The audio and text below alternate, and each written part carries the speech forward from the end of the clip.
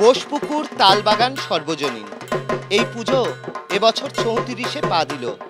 পুজোর থিম পরিত্রাণ। এখানে আমরা দেখছি যে পুরনো আমলের যে ড্রেসিং টেবিল রয়েছে বা যে আয়না রয়েছে, যে আলমারি রয়েছে, সেই সমস্ত দিয়ে মণ্ডপ সাজানো হয়েছে। বহু পুরনো বই ব্যবহার করা হয়েছে। ওপরে এমন একটা এফেক্ট দেওয়া হয়েছে যাতে মনে হয় যেন মণ্ডপের উপর থেকে মোম গলে গলে পড়ছে।